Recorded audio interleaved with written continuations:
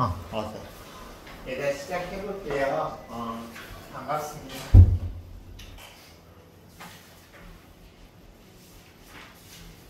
다들 왜?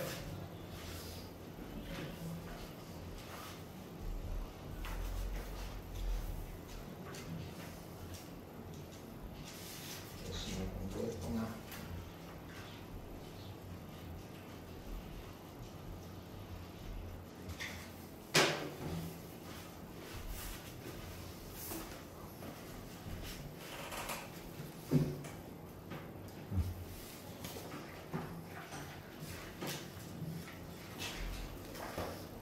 오늘 지원이 소집 중이지. 그럼 9월 특산호 교재하지 않았어? 한 달 쉬었어? 중간고사는 잘 갔어요?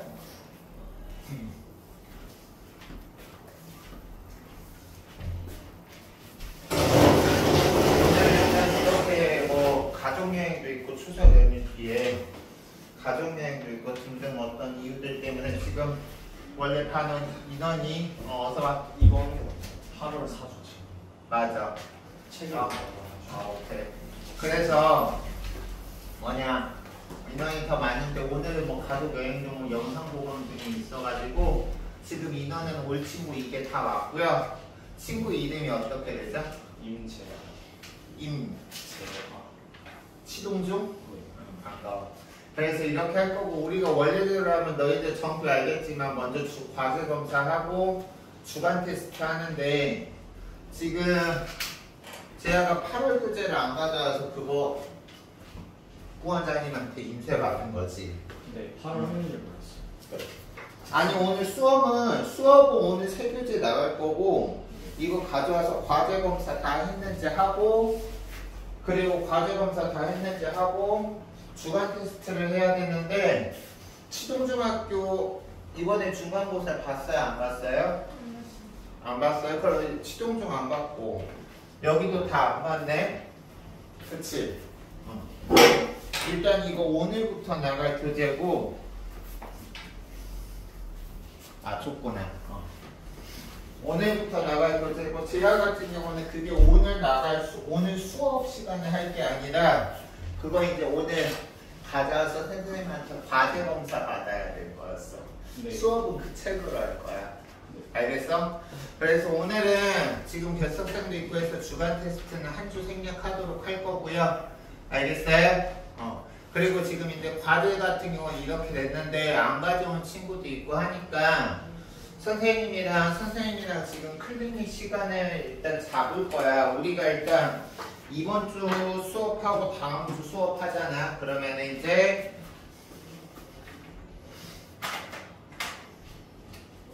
오늘 토요일 11일, 18일이고 다음 주 수목금이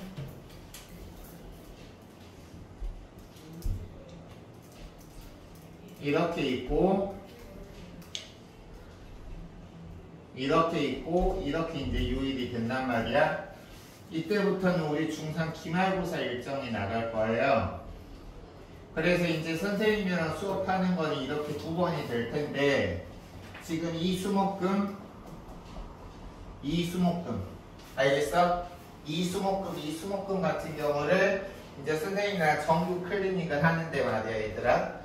우리가 이제 너희들도 이제 중3이지만 이제 시기인 만큼 고등학생이니까 어느 정도 머릿속에 인식은 되어 있을 거라고 생각하는데 내신 기간하고 정규 과정 공부가 절대 별개가 아니에요.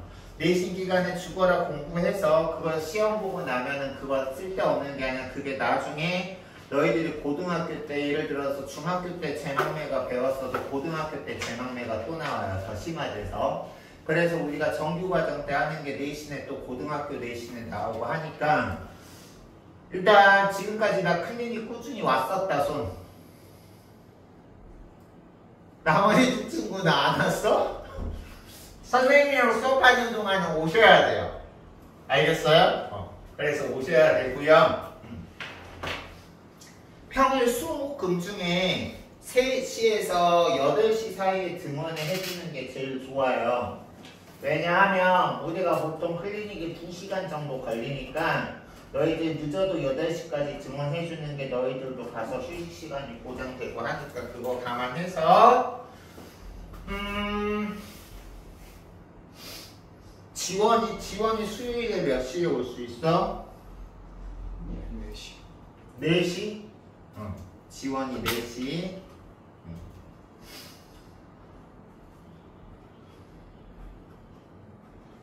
그러면 15일부터 가능한 거야? 그리고 무슨 제야였지? 임제야. 제한은? 저 수요일 4시쯤 넘어서요. 4시 반이라고 그냥 적어 알고 있을게. 네. 그리고 주안은?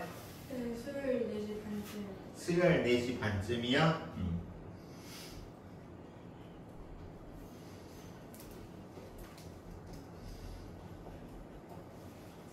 우리가 선생님이랑 수업하는 게 2주밖에 안 되지만 물론 여기 있는 선생님들 다 뛰어나신 분이에요.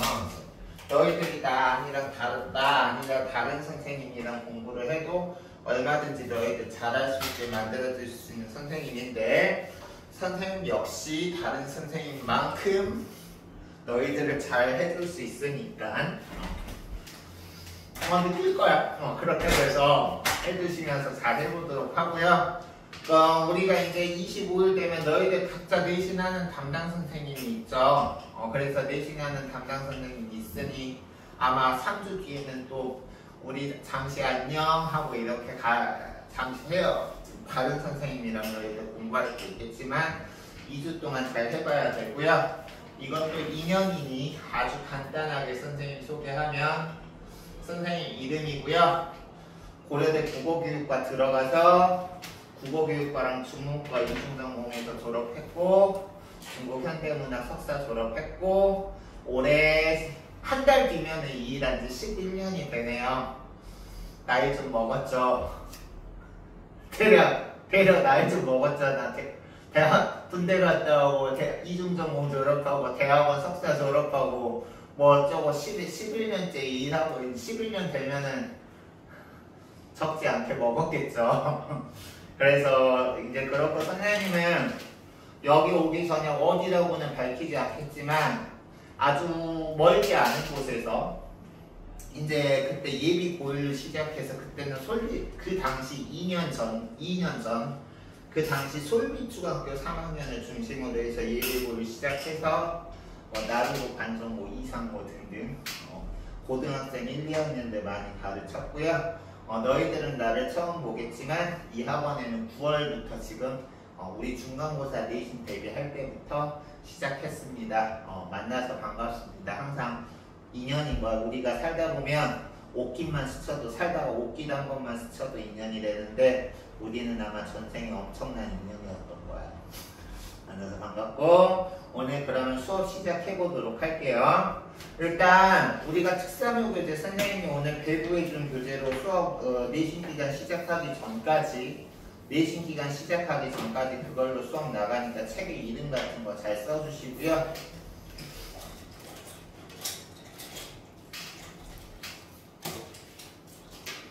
또 왜 이러지? 선생님이랑 단계별로 비문학, 문학 그리고 문법 이렇게 해서 오늘 알찬 수업을 선생님이 진행해 드리도록 하겠습니다.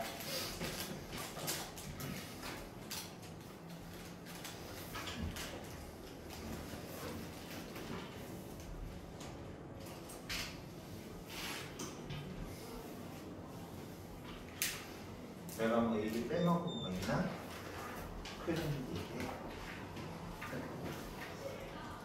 혹시 하다가 궁금한 거 있으면 애니타임 애니멀에 질문해 주시고요.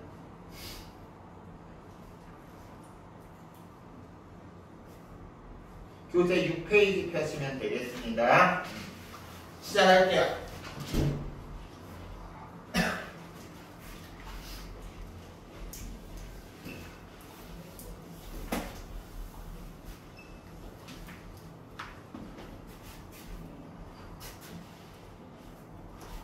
보겠습니다. 최근 3D 애니메이션을 해서 과학 지문인데요.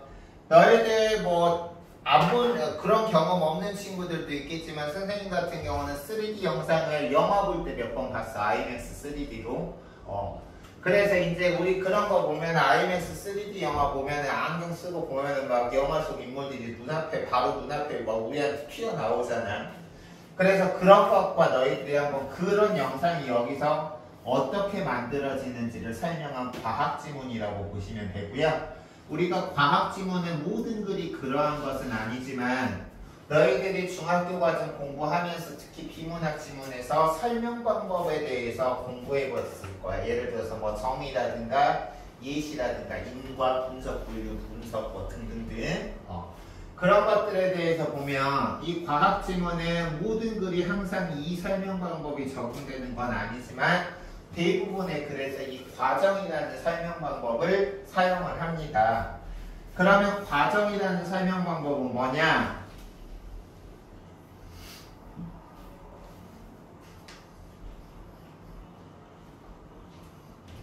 어떤 결과가 나오기까지의 단계를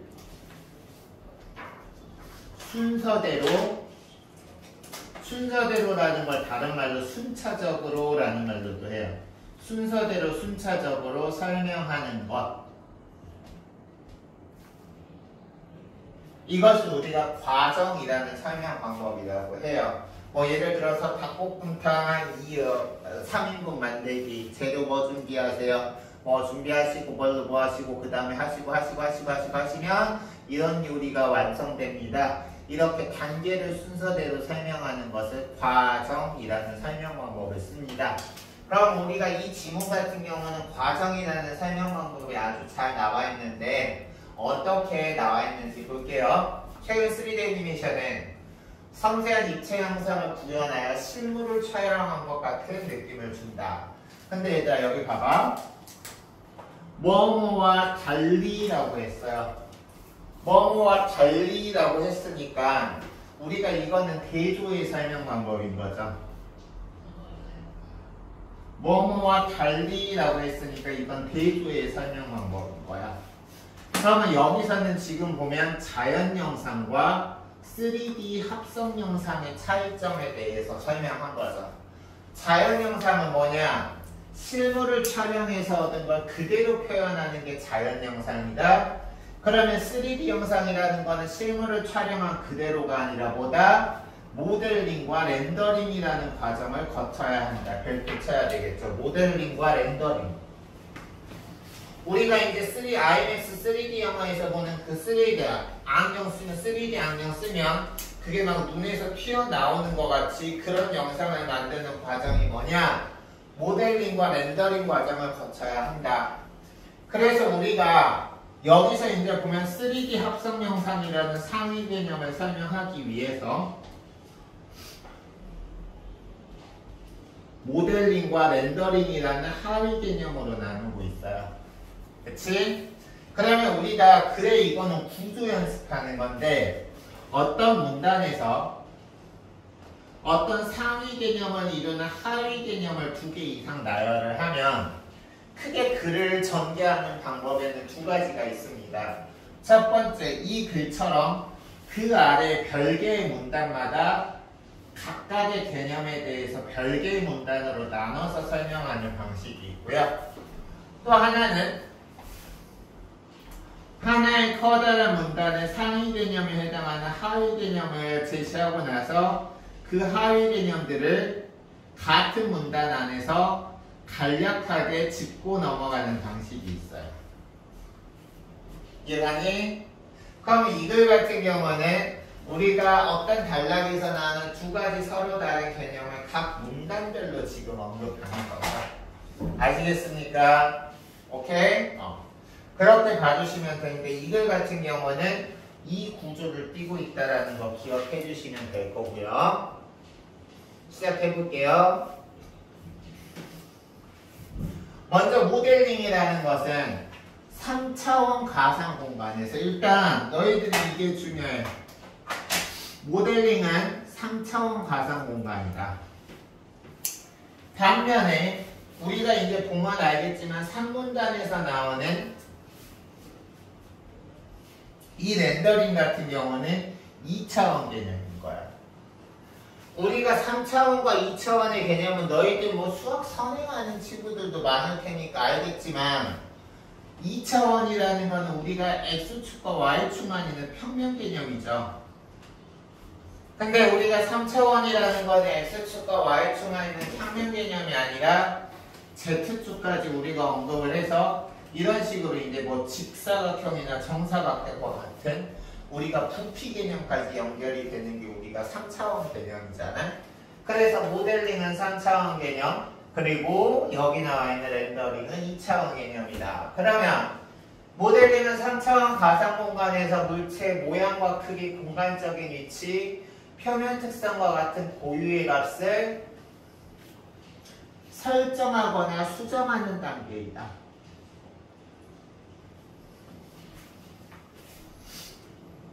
그래서 그 다음에 보시면 모양과 크기를 설정할 때 주로, 그럼 이 모양과 크기를 설정할 때 주로 어떤 값을 설정하느냐? 세 개의 정점으로 형성된 삼각형을 활용할 때. 당연히 세 개, 이런 거죠. 봐봐. 세 개의 정점으로 이루어진 삼각형을 활용한다. 알겠어요? 그러면 여기 보면 작은 삼각형의 조합으로 이루어진 그물과 같은 형태로 이런 삼각형 모양을 이제 내가 이걸 지금 여기서는 내가 표면으로 나타냈지만 이 하나하나의 삼각형이 이 삼각형이라고 치면 이런 게 이렇게 그물처럼 연결되어 있는 거야. 됐죠? 그래서 여기 보면 그물과 같은 형태로 표현하는 방식이다. 이 방법은 그러면 장점이 뭐가 있느냐? 이 방법의 장점은 복잡한 굴곡이 있는 표현도 정밀하게 표현할 수 있다는 장점이 바로 모델링의 장점인 거야.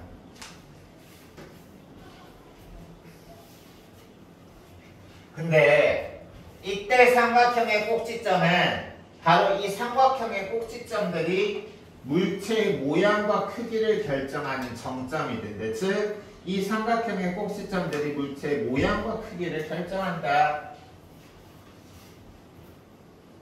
근데 여기서 중요한 이 핵심 정보들을 너희가 기억해야죠. 이 정점들의 개수는 물체가 변형되어도 변하지 않으며, 다시 말해서 이 정점들이 세 개라는 것은 뭐 세 개냐, 아니면 삼각형이 여러 개 연결돼서 3의 n배로 계속 3, 6, 9, 12 이렇게 나아가느냐 하는 것은 물체가 변형되어도 변하지 않으며, 또한 정점들의 상대적 위치는 절대적 위치가 아니라 상대적 위치라고 나와 있어요. 정점들의 상대적인 위치는 물체의 고유의 모양이 변하지 않는 한 달라지지 않는다. 그럼 이 말을 우리가 추론해서 다시 말하면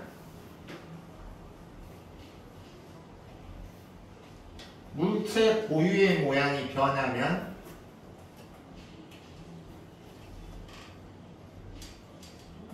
정점들의 상대적 위치도 달라지는 거죠.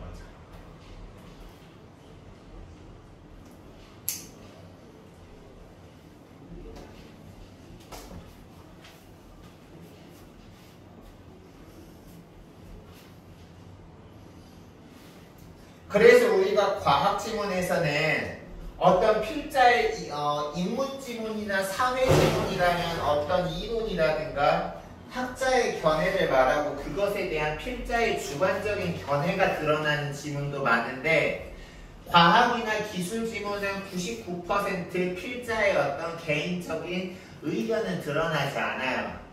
여기서는 이제 3D 화면을 이루는 모델링과 렌더링의 과정에 대한 객관적인 팩트만 쭉 정확하게 설명을 해주고요. 우리가 거기서 해야 될 일은 이 객관적인 팩트 중에서 특히 핵심이 되는 메인 팩트에 대해서 우리가 정확하게 표시하고 체크를 해줬다가 문제를 풀 때 처음부터 다시 읽어가면서 시간을 낭비하는 일 없이 그 정보를 사실대로 적응하거나 그 글의 정보를 바탕으로 나와 있지 않은 선지의 내용을 추론하거나 알겠어요? 그러는 거죠. 근데 선지가 추론이 안 될 때는요. 여기 근처에 국밥집 많더라고. 거기 가서 선지해줘.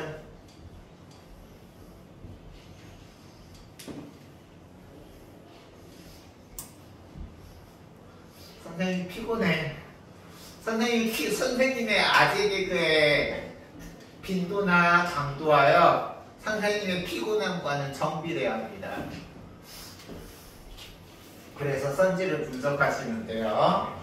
그래서 여기 보시면 이렇게 추론을 하시고, 그리고 이제 우리가 과학 지문에서는 어떤 우리가 선생님이 화살표로 표시할 수 있는 표현이라는 말을 쓰는데, 다시 말해서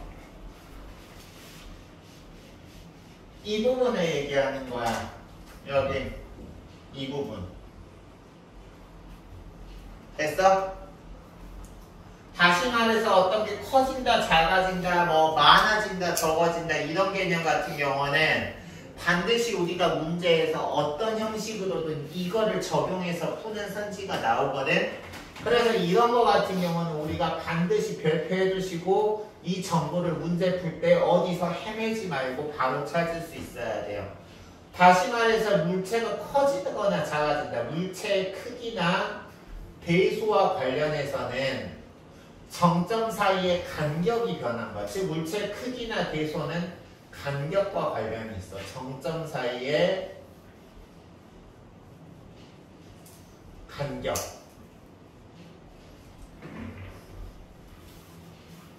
됐어? 그리고 다음 물체가 회전하거나 이동하는 경우에는 아까 우리가 크기나 대소는 간격이 변화한다 그랬는데 회전하거나 이동할 때는 간격은 그대로인데 회전축을 중심으로 회전하거나 동일거리만큼 이동할 때, 다시 말해서 회전하거나 이동할 때는 간격은 그대로인 거야.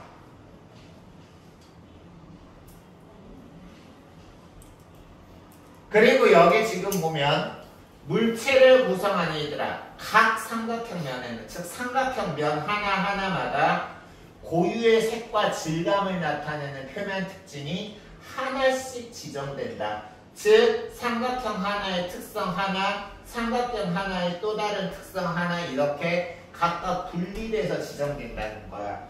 어떤 특정 삼각형의 여러 특징을 나타내는 특성이 한꺼번에 있는 게 아니라 하나의 삼각형에는 한 가지 특성을 나타내는 것만 나온다. 이해 갔어요? 지금 선생님이 이렇게 강조하는 거는 이 글에서 지금 여기서 이런 부분이 핵심 정보이기 때문에 지금 강조하는 거야. 그래서 이런 거 같은 경우는 너희들이 너희들만의 표시할 수 있는 방법으로 자연스럽게 문제에 적용할 수 있게 해줍니다. 알겠습니까? 이거에 도전해 볼래? 자, 다음 보겠습니다. 그래서 이제 우리가 3D 영상을 만드는, 즉 3차원의 3D 영상을 만드는 3차원 개념의 모델링에 관해서 얘기를 했다면, 이번에는 이제 렌더링의 개념에 대해서 얘기할 텐데,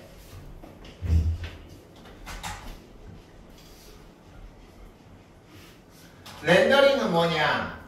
차이점이 뭐냐면 아까 모델링은 물체 자체를, 예를 들어서 아바타의 무비게 모델길이라는 어떤 3D 영화가 있다면 그 속에 나오는 주인공 인물인 아바타 자체에 대해서 3D로 표현을 한다면 이 렌더링이라는 거는 관찰 시점을 기준으로 하는데,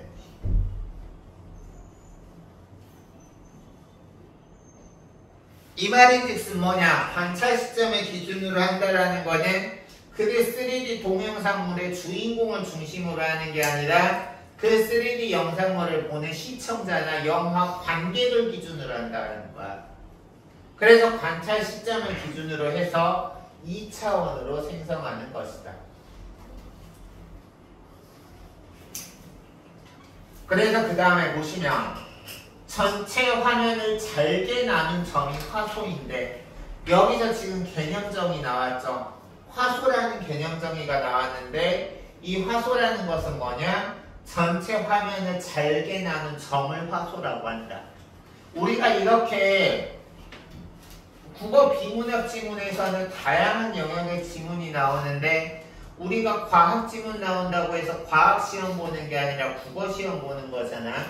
그래서 이 낯선 개념 나오는 거는 이 개념들이 반드시 그 지문에서 그 개념을 설명을 해주게 되고요. 그 낯선 영역의 낯선 개념들이 문제를 풀 때 직간접적으로 영향을 끼치니까 이런 개념을 정의한 부분에는 너희들만의 개념에 대해서 표시를 하고 이것에 대해서 개념이 정의된 부분은 밑줄을 쳐주는 연습을 하시면 좋습니다. 그래서 여기서 화소라는 것은 전체 화면을 잘게 나눈 점을 화소라고 하는데 정해진 개수의 화소로 화면을 표시하고 각 화소별로 밝기나 색상 등을 나타내는 화소 값이 부여가 된다라고 지금 나와 있어요. 알겠어요? 그래서 이 화소 값이라는 건 우리가 2차원의 화면을 표시하는 값이야.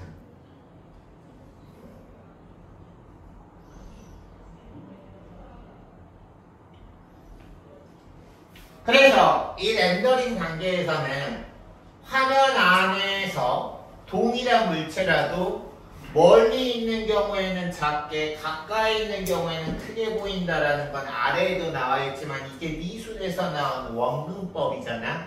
그래서 이 원근법을 통해서 입체감을 구현하는 것은 바로 이 렌더링이 되는 거죠. 렌더링을 통해서 우리가 화소라는 개념을 활용하고 렌더링에서 나오는 이 화소라는 개념을 통해서 원근감이나 입체감을 부여한다 라고 이해해 주시면 될 것 같습니다.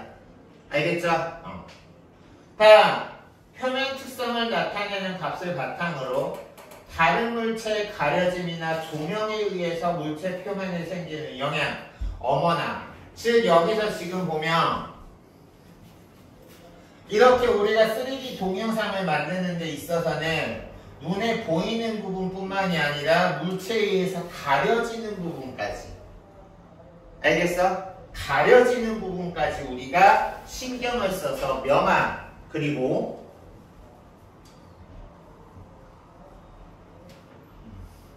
그림자들을 정해서 화소값을 정해준다.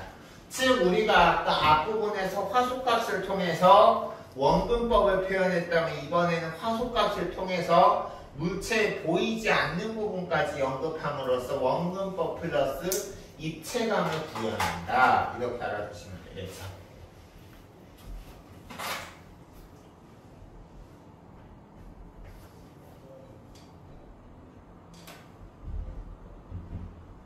이걸 나타내는 것이 바로 렌더링의 2차원 값인 거죠.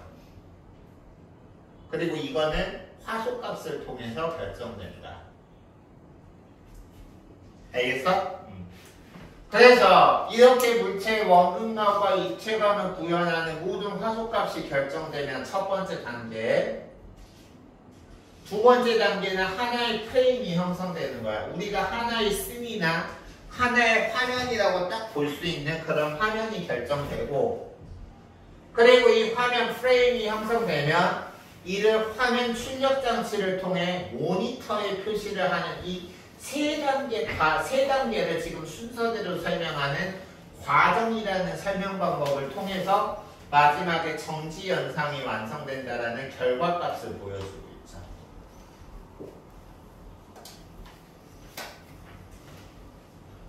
오케이. 그래서 이제 2문단에서 모델링 얘기했고 3문단에서 렌더링을 얘기해서 4문단에서는 이제 이 모델링과 렌더링을 통해서 영상이 되면은 그 영상을 이제 우리가 이런 컴퓨터라든가 스마트 기기라든가 아니면 그걸 전송하는 이 전송 장치에서 알아서 계산을 해서 시청자들이 볼 수 있게 화면으로 이제 보여줘야 될 거 아니야. 그쵸? 그래서 그 다음에 보시면 모델링과 렌더링을 반복해서 생성된 프레임을 순서대로 표시하면 동영상이 되는데 너희들 유튜브 많이 보잖아. 그리고 요즘 뭐 인스타그램이나 이런 데에 나와 있는 너희들 쇼츠나 릴스 많이 보잖아. 근데 진짜 그것도 뭐냐, 자기가 절제해서 보지 않으면 중독되겠더라. 내가 왜 그걸 알았냐면 예전에는 도대체 젊은 사람들 왜 계속 이거 뭐가 재밌다고 보는지 이해가 안 가는데, 선생님도 인스타나 스레드를 한 지가 얼마 되진 않았는데 거기에 보통 보면 내 취향이나 이런 걸 어떻게 아는지 내 취향에 맞는 그런 게 막 떠. 그래서 하나만 봐야지 하다가 보다 보면 계속 내리고 있는 나를 어느 순간 발견하게 돼서 아 이거 아니다 하고 의도적으로 스마트폰에 이제 다시 잠그는데, 여기 지금 보면 프레임을 생성할 때 모델링과 관련된 계산을 완료한 후 그 결과를 이용해서 렌더링을 위한 계산을 한다. 순서가 먼저, 얘가 먼저고요. 얘가 나중이죠. 근데 이때 여기 지금 보면 많다, 적다, 길어진다 이런 개념, 우리 대소나 화살표로 나타내는 개념 중요하다 그랬죠. 그래서 여기 보겠습니다. 이때 정점의 개수 그리고 해상도가 높아 출력 화소의 수,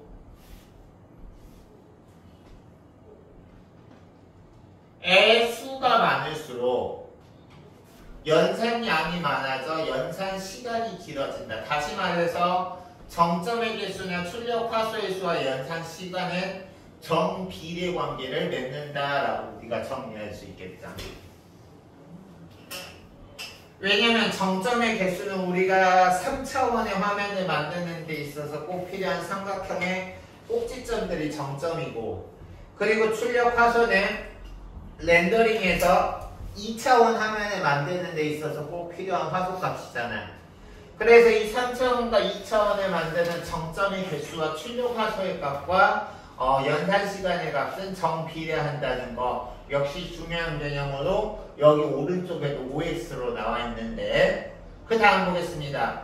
컴퓨터의 중앙 처리 장치 CPU 너희들 많이 들어봤을 거야. 지금 컴퓨터의 중앙 처리 장치 CPU가 사람이 있어서는 이 뇌하고 같잖아. 너희들 어때? 너희들이 가지고 있는 능력치보다 제한된 시간 안에, 한정된 시간 안에 지나치게 과도한 과부하의 정보가 들어오면 너희들의 뇌에서 어떤 현상이 일어나요? 뇌에서 지진이 일어날 것 같잖아. 우리가 그래서 사람도 뇌가 자기 능력 이상의 많은 정보가 들어가면 그 정보를 한꺼번에 처리하지 못하듯이 여기 중앙 처리 장치도 보면 CPU는 데이터 연산을 하나씩 순서대로 수행한다. 데이터 연산을 하나씩 순서대로 하는 거야. 멀티태스킹이 안 돼. 쉽게 말하면 CPU는 멀티태스킹이 안 돼.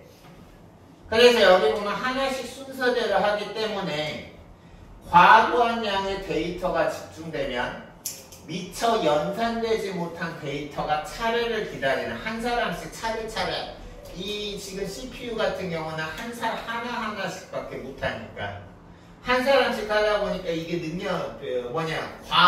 과도한 정보가 나오면 병목 현상이 생겨서 프레임이 완성되는데 오랜 시간이 걸린다.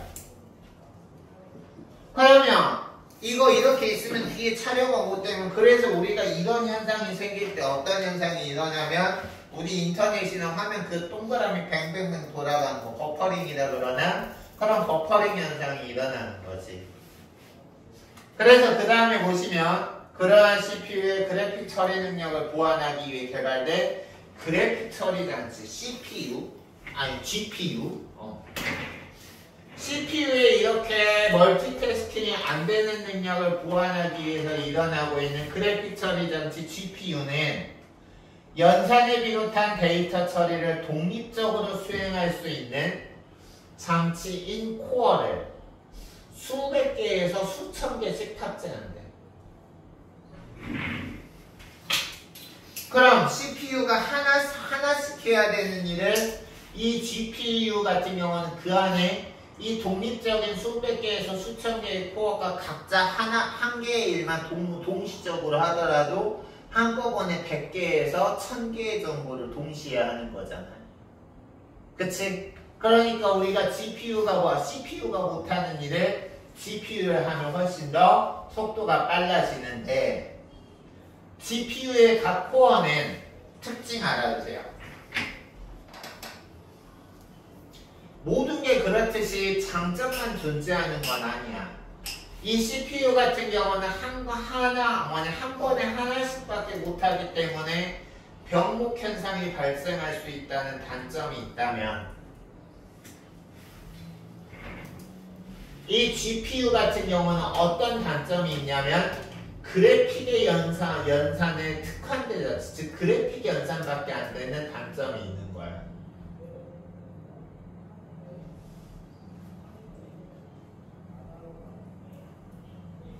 그리고 그래픽 연산에 특화된 연산만을 하면서 CPU의 코어에 비해서 저속, 속도가 느리다는 단점도 있어요.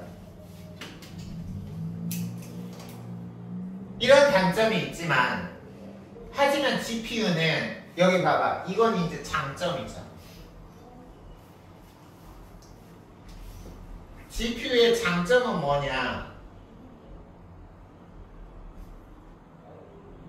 장점은 동일한 연산을 여러 번 수행해야 되는 경우 고속으로 출력 영상을 생성할 수 있어요. 고속으로. 동일한 연산을 여러 번 할 때 고속으로 생성할 수 있대요. 왜 그러는가 봅시다. 그 이유가 여기서 지금 보면 왜냐하면 해서 인과관계로 나와 있죠.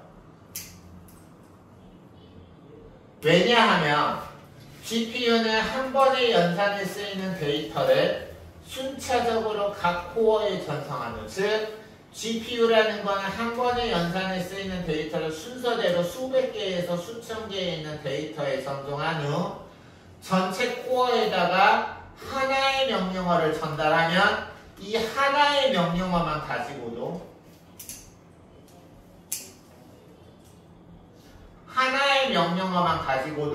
이 각 코어는 명령어가 하나만 있어도 그 수백 개 수천 개에 있는 각각의 코어가 이 하나의 명령어만 가지고도 이걸 동시에 다 해버릴 수 있다는 거예요. 알겠어요? 그냥 계산해 라고 하면 어떤 코어는 A라는 정보를 어떤 코어는 B라는 정보를 각각 별개로 자기 일을 알아서 하는 거지. 알겠어? 그래서 여기 지금 보면 각 코어는 모든 데이터를 동시에 연산해서 연산 시간이 짧아진다 라고 나와 있지. 됐습니까? 여기까지 이해 가셨어요? 그러면 이제 우리 여기까지 했으면 선생님이 시간을 잠깐 드릴 테니까 6페이지에서 7페이지에 있는 오른쪽에 빈칸 채우기라든가 OS 하기를 너희들이 지금 해보세요. 너희들에게 유용할 간식을 가져오겠느니라.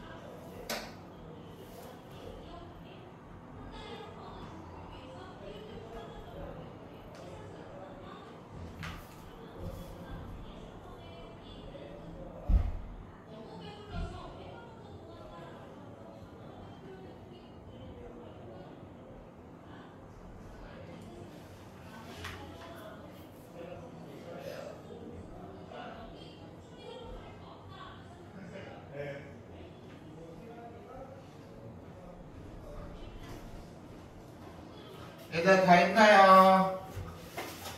얘들아 내가 너희들의 먼저요. 내 손에 잡히는 대로 드릴게요. 아이고. 혹시 나 이 맛은 죽었다 깨나도 못 먹겠다 하는 말 있으면 나한테 얘기해. 선생님은 개인적으로 먹는 거 너무 좋아하는 사람은 치즈하고 버터는 선생님은 죽었다 깨나도 못 먹거든. 나 이거 떨어뜨려.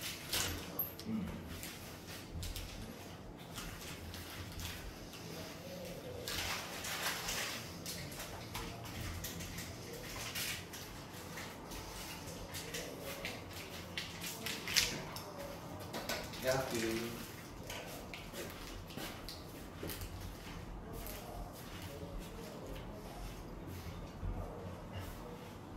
선생님이 전학원에서 걔네들 중3 때 가르쳤던 글이 선생님 나오면서 고1 했는데 걔네들이 대학생 되어 있으면 너희들이 고2 되어 있겠구나.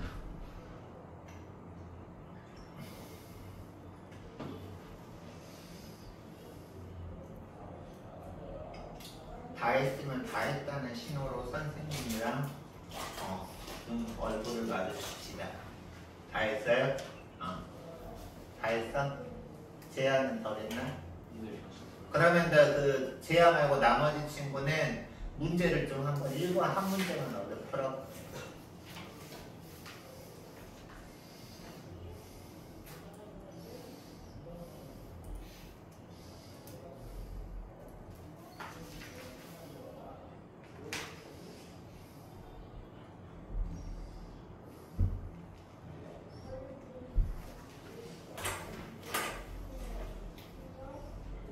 재야는 좀 틀려도 되니까 스피드 있게 찾아보고요.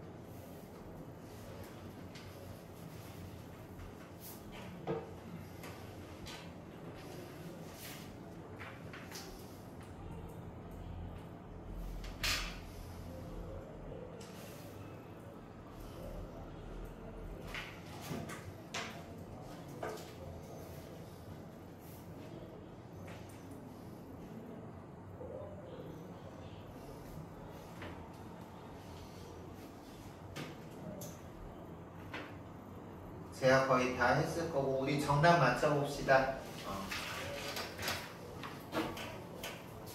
각자 한번 정답 맞춰보세요. 선생님 화면 보시고요. 뭐 안 보이는 거 있으면 얘기하시고.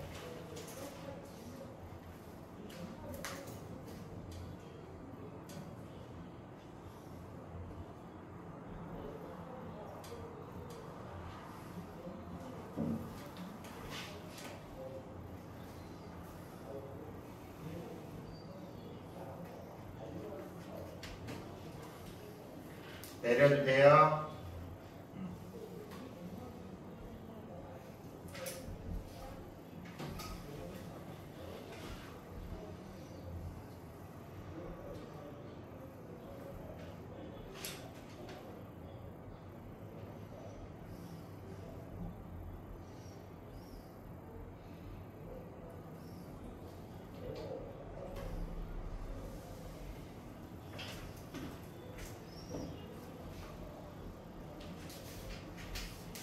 다 됐습니까? 됐어? 주아랑 지원이 됐어?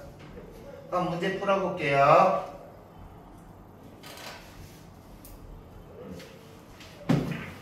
우리가 이제 문제를 1번부터 4번까지 볼 텐데 우리가 비문학 독해 같은 경우는 사실 독해 방법이 꼭 이거 3개만 있는 건 아닌데 우리가 일반적으로 가장 비문학 독해할 때 가장 자주 사용되는 독해법이 이 3가지라서 선생님이 지금 이 얘기를 먼저 내가 너희들한테는 수업을 처음 했으니까 얘기를 할게요. 우리가 이제 비문학에서 독해를 하는 방법에는 사실적 독해가 있고요. 들어본 친구들도 있을 거야. 추론적 독해라는 것도 있고요. 그리고 비판적 독해라는 것도 있어요. 사실적 독해는 1번처럼 글에 나와 있는 핵심 정보를 정확하게 찾아서 그 나와 있는 정보가 선지를 비교 대조해서 그 내용 그대로 해서 맞으면 O 틀리면 X 이런 게 사실적 독해고 추론적 독해라는 건 뭐냐면 너희들이 추론하면은 우리 기파랑 친구들은 그런 친구들 없으리라고 믿지만 높아심에 얘기하면 어떤 친구들은 추론하면 아무 근거 없이 그냥 자유롭게 자기 생각 얘기하는 거를 추론이라고 생각하는 친구 있는데 아니야. 글에 나와 있는 정보를 바탕으로 해서 반드시 이 글에 나와 있는 정보를 바탕으로 근거로 해서 글에 나와 있지 않은 정보를 우리가 생성해내는 것을 추론적 독해라고 하고요. 그리고 비판적 독해는 너희들이 이런 문제 풀어봤을 거야. 어떤 지문에 어떤 핵심 키워드에 대한 서로 상반된 견해를 제시하면서 가의 입장에서 나의 견해를 반박한다고 할 때 혹은 가의 입장에서 보기에 나와 있는 내용을 반박한다고 할 때 적절한 것은 적절하지 않은 것은 이런 유형 풀어본 기억나나요? 그래. 그런 것들이 바로 비판적 독해야. 그래서 우리가 너희들이 상식적으로 이 셋 중에서 상식적으로 어떤 독해가 제일 쉬워 보이니? 사실적 독해가 제일 쉬워 보이죠? 그래서 이런 사실적 독해에 해당하는 유형은 너희들이 어느 정도 이제 고등학교 비문학에 익숙해지는 이런 문제에서 점수를 놓치는 일은 없으셔야 돼요. 알겠어? 그러면 이제 1번 사실적 독해에 관한 지문 보면 윗글에 대한 이해로 적절하지 않은 것은 이라고 나왔는데 먼저 1번 자연형상은 아까 그랬지. 자연형상은 실물을 촬영해서 있는 그대로 보여주는 것이 모델링과 렌더링 단계를 거쳐서 3D 합성 형상을 보여줘야 되는 거하고는 당연히 다르겠죠. 다음 2번 렌더링에서는 지금 여기서 핵심으로 우리가 판단해야 되는 게 일단 렌더링에서 물체 고유의 표면 특징은 화소값에 의해 결정된다. 이 두 개가 포인트야. 일단 그러면 렌더링하고 화소값이라는 개념이 일치하는지 보면 상문단에서 렌더링이라는 것은 화소값에 의해서 2차원의 개념이 형성된다고 했으니까 얘는 맞지. 근데 여기 한번 봐봐. 물체 고유의 표면 특성을 나타낸다라고 했는데 물체 고유의 표면 특성을 나타내는 거는 우리가 이 문단 보시면 두 번째 줄 보세요. 블라블라와 같은 표면 특성과 같은 고유의 값을 설정하거나 수정하는 것이다. 즉 물체의 고유의 표면 특징과 관련된 것은 렌더링이 아니라 모델링이야. 알겠어? 얘가 그래서 여기서는 우리가 2번 같은 경우는 렌더링 같은 경우는 이 부분이 틀렸죠. 물체 고유의 표면 특징이 틀렸어요. 물체 고유의 표면 특징이 아니라 관찰 시점을 기준으로 해서 화소값으로 결정되는 거죠. 관찰 시점. 됐습니까? 그래서 적절하지 않은 거 2번이고요. 나머지 3번. 이거 어렵지 않죠? 우리가 원근감과 입체감은 얘들아 이 문단의 모델링에서 나왔었어? 상문단의 렌더링에서 나왔어? 원근감, 입체감은? 그치, 상문단의 렌더링에서 나왔죠? 그러면 이 3분단의 렌더링에서 나오는 원근과 입체감은 물체 자체가 아니라 관찰 시점, 보는 사람을 기준으로 구현된다. 맞나요? 맞지? 그러니까 3번 맞고 4번 4번에서는 이거 봐봐. 내가 이런 건 꼭 나온다 그랬지? 정점의 개수 해상도가 높을수록 연산량이 많아서 길어진다. 해상도가 높을수록 연산량 많아진다. 그대로 선지에 나와 있죠. 아시겠어요? 그래서 4번 맞고 5번 병무근상의 연상할 데이터의 양이 처리 능력을 초과하는데 아까 우리가 4분단에서 중앙처리장치 CPU가 하나의 데이터 얘는 멀티태스킹이 안 된다 그랬잖아. CPU 같은 경우는. 그래서 멀티태스킹이 안 돼서 한 번에 하나씩밖에 못 하는데 그 CPU의 어떤 능력보다 더 과도한 정보가 오면은 그걸 한 번에 다 처리를 못해서 생기는 현상이라고 했으니까 5번 맞는 거죠. 그래서 일치하지 않은, 적절하지 않은 정답은 2번이 되는 거죠. 됐습니까? 오케이. 다음. 모델링에 대한 설명으로 가장 적절한 것은 이라고 했는데요. 일단 그러면 이거 같은 경우는 몇 문단을 중심으로 봐야 되겠어? 2문단을 그래요. 2문단을 중심으로 봐야 되겠죠? 일단 여기서 다른 물체에 가려서 보이지 않는 것 같은 경우는 우리가 모델링이 아니라 너희들 그 지문 보시면 3문단의 렌더링에서 아마 그 3문단의 6페이지인가 3문단 맨 마지막 부분에서 다른 물체에 가려져 보이지 않는 부분 어쩌고 저쩌고 하면서 이거 같은 경우는 뭐 화소값으로 어떻게 함으로써 입체감을 구현한다라고 나와 있지 않나? 맞지? 얘들아 맞지? 그러니까 우리가 여기서 지금 보면 다른 부분에 가려져 보이지 않는 부분 같은 경우는 이 삼각형의 정점이 아니라 이거는 삼각형의 정점은 뭐냐? 렌더링이 아니라 모델링이잖아. 그치? 얘는 이 문단에 나와 있는 모델링의 개념인데 이것을 우리가 고려해야 되는 거는 모델링이 아니라 상문단의 렌더링이잖아. 알겠니? 그치? 그래서 여기서 얘는 앞뒤가 맞는 말이 아닌 거고. 됐어? 2번 같은 경우 삼각형을 조합함으로써 물체의 복잡한 국면을 정보하게 했는데 이 문단에서 뭘 굴곡진 표현도 자유롭게 표시할 수 있다라고 나와 있지 않나? 이 문단에서 한 이 문단 4-5번째 줄이었나? 하여튼 이 문단에서 초중반부의 굴곡진 부분도 어떻게 잘 표현한다 나와 있을 텐데 맞지? 그래서 얘가 맞는 거고요. 3번 하나의 작은 삼각형에다 이거는 왜 틀렸어? 어디가 틀렸어? 나 대답 선생님 되게 잘 삐지는데.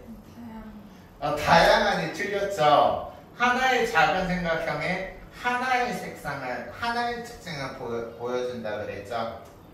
알겠어요? 그래서 틀렸고. 자, 공간상에 위치한 말이 안 된다.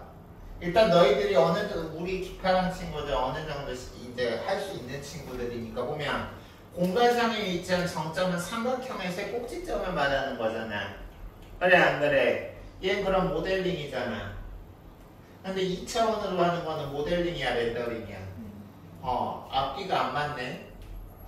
다음 5번 다양하게 변할 수 있는 관찰 시점을 순차적으로 관찰 시점 이거는 뭐예요? 렌더링이죠. 그러니까 이거를 우리가 무슨 소리라고 하냐면 쓸데없는 소리, 개소리를 한다고 하시면 되겠고요. 얘들아 나 너희들 처음이지만 선생님의 장점은 그냥 특기를 하나 보여주고 싶은데 선생님 개소리 진짜 잘 치죠. 진짜 개 같아. 듣고 싶지 않아? 듣고 싶다고 해줘.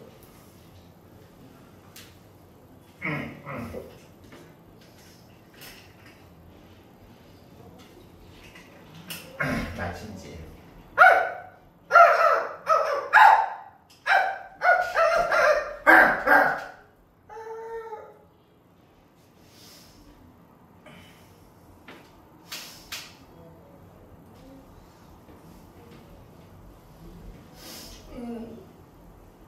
정답 2번.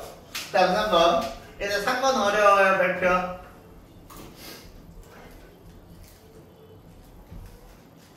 일단 기억에 대한 추론이라고 그랬어요. 추론적 독해가 이루어져야 되고요. 기억 한번 볼게요. 기억 보시면 그래픽 처리 장치라고 해서 GPU라고 나와 있죠. 그럼 여기서 GPU가 가지고 있는 특징은 아까 CPU는 한꺼번에 한 번에 하나밖에 못했는데 GPU 같은 경우는 이렇게 하나가 하나 할 수 있는 걸 한꺼번에 코어가 수백 개에서 수천 개씩 탑재를 하니까 훨씬 더 속도를 빨리 할 수 있어. 알겠어? 다시 말해서 속도를 빨리 한다는 표현이 이거랑 너희들이 헷갈릴 수 있으니까 병목 현상을 예방할 수 있어. 하지만 단점은 뭐냐? CPU는 그래픽 연산에 특화된 것만을 할 수 있고 그렇기 때문에 속도가 낮아. 이런 단점 한계가 있지만 장점 같은 거는 뭐냐? 동일 연산을 여러 번 해야 될 경우는 고속으로 할 수 있어. 알겠어? 왜냐면 이거 같은 경우는 그 여러 개 코어에다가 여러 개 코어 예를 들어서 10개 코어가 A부터 A, B, C, D, E, F, G 각각의 정보를 할 때 명령어 하나만 톡 쏘면 각자 자기가 알아서 별개의 작업을 다 할 수 있다 그랬잖아요. 그치? 이거를 우리가 그 핵심 정보를 보고 나서 한번 보시면 먼저 정답이 되는 4번부터 보시면 정점 위치를 구하기 위한 각 데이터 연산을 하나씩 순서대로 처리해야 한다면 이거 같은 경우는 일반적으로 CPU, 중앙 처리 장치가 각 데이터의 연산을 하나씩 순서대로 하는 거잖아. 근데 다수의 코어가 작동하는 경우 총 연산 시간은 우리가 여기서 한 개의 코어만 작동해도 이 코어에서 별개로 하는 거는 다 동시다발로 일어날 수 있으니까 이걸 우리가 한 개의 코어에 걸리는데 연산 시간을 n이라고 한다면 다수의 코어가 있다고 하더라도 그 각 코어마다 역시 각각의 하나의 명령에 대해서 각자 별개로 툭 하는데 각각 하나에 걸리는 시간은 똑같이 n으로 같겠죠. 그러니까 여기서는 우리가 코어가 한 개든 다수이든 그것이 하는데 걸리는 시간은 n으로 똑같으니까 정답은 4번이 맞는 거고요. 알겠어? 그럼 나머지는 왜 틀리나 보면 1번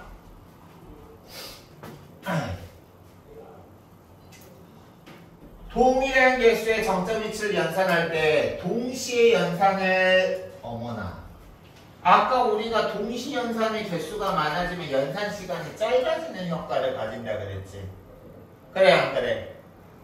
이해가? 이해가? 그래서 여기서는 연산 시간이 짧아지지. 왜냐면 그냥 CPU만 있을 때는 하나하나씩 별개로 해야 되지만 이 GPU 같은 게 있게 되면 동시 연산이 가능할수록 그것을 예를 들어서 100개의 정보를 CPU는 100n의 시간이 필요한데 100개의 코어가 있는 거를 동시에 해버리면 100개를 한꺼번에 할 수 있으니까 연산 시간이 짧아지겠죠. 그래서 1번은 연산 시간이 짧아진다. 2번 정점의 위치를 구하기 위한 10개의 연산을 10개의 코어에서 하려면 10개의 연산 명령어가 표현하다? 아니지. 하나 명령어만 던져도 그것이 각각 각 코어마다 각각의 연산을 1번 코어에서는 A, 2번 코어에서는 B 연산, 3번 코어에서는 C 연산 각각 하나의 명령어로 각자 자기 할 일을 알아서 할 수 있다 그랬잖아. 그래 안 그래? 그치? 그렇기 때문에 여기서는 명령어는 한 개만 있어도 돼요.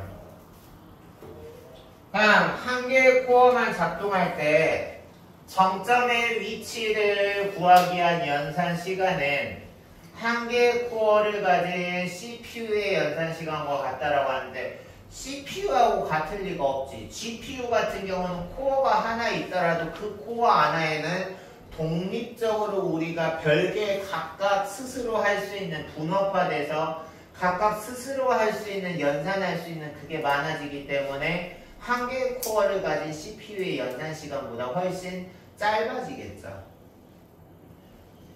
그치? 다음 5번 정점 위치를 구하기 위해 연산해야 될 10개의 데이터를 10개의 코어에서 적용을 한다면 여기서는 지금 문제가 뭐냐면 지금까지는 다 연산 시간에 대해서 물어봤는데 여기서는 지금 뭘 물어보고 있냐면 연산 시간이 아니라 전송 시간을 물어보고 있어. 연산이라는 거는 말 그대로 머리 굴려서 계산하는 시간이 있잖아. 그리고 전송 시간은 머리 굴려서 계산한 거를 보내는 데 걸리는 시간이잖아. 그치? 그래서 여기서는 지금 보면 5번에서는 연산 시간을 물어보는 게 아니라 전송 시간을 물어보고 있다는 함정에 빠지시면 안 되고요. 그럼 이 전송 시간은 어떤 특징을 가지나 보면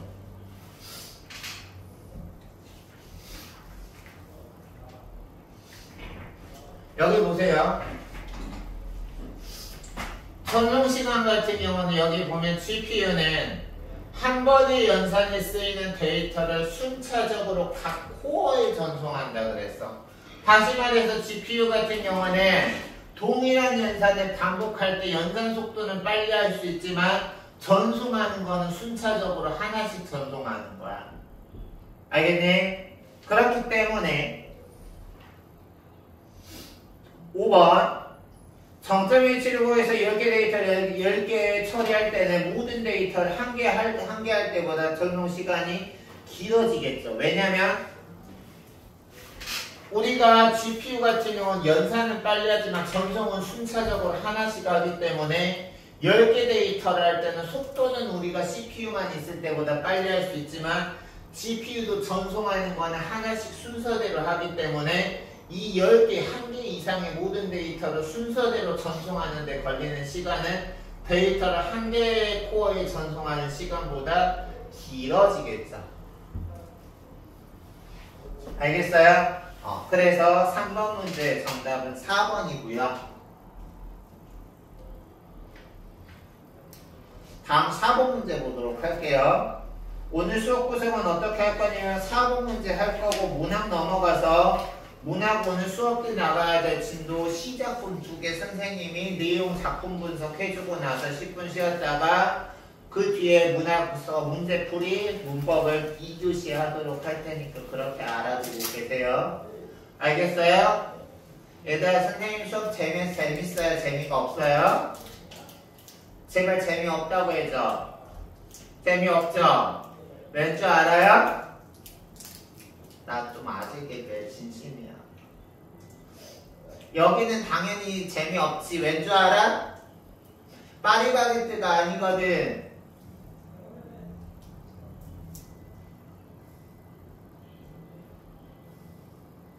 이해 가요? 사과쌤 포도 재미없다고. 재미없다고. 이해 가요? 간다고 했죠? 그럼 이해가 가면 어떻게 하면 되는지 알아요? 저 답을 가지고 오시면 돼요.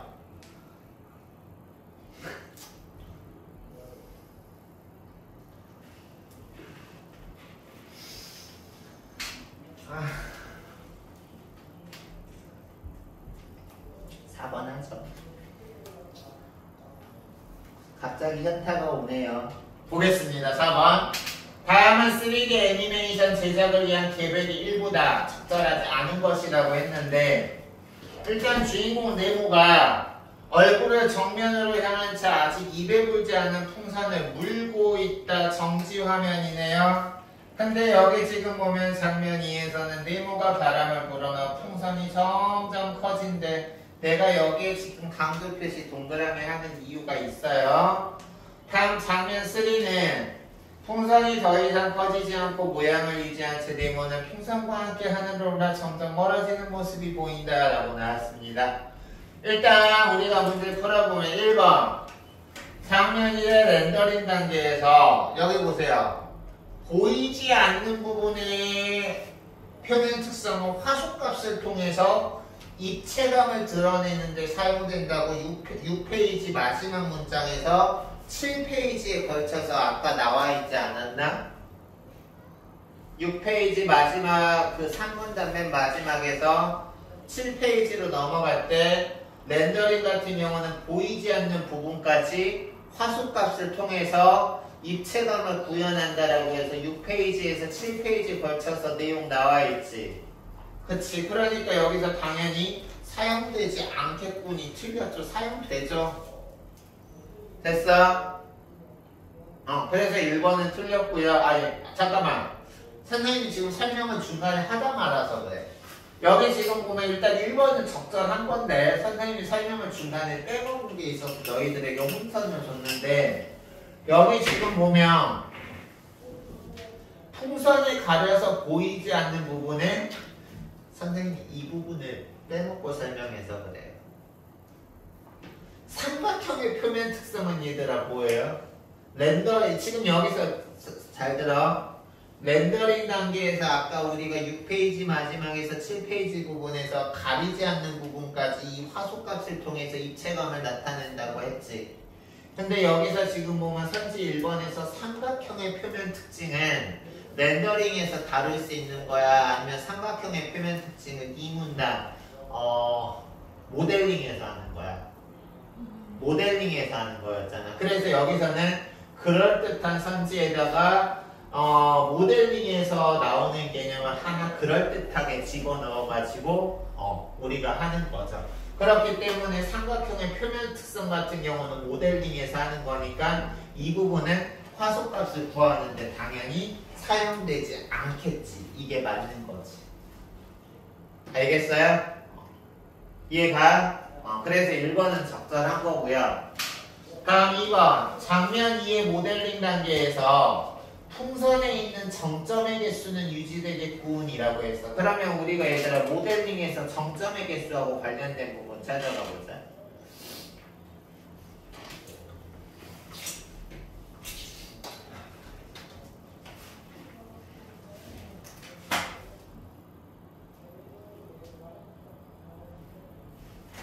있지? 정점의 개수는 물체가 변형되어도 변하지 않는데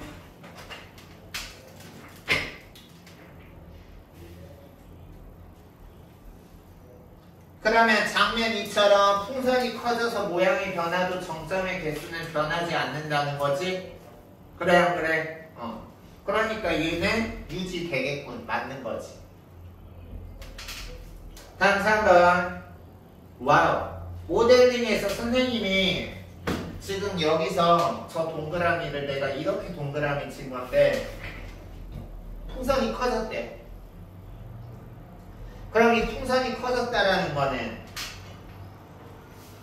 지문에서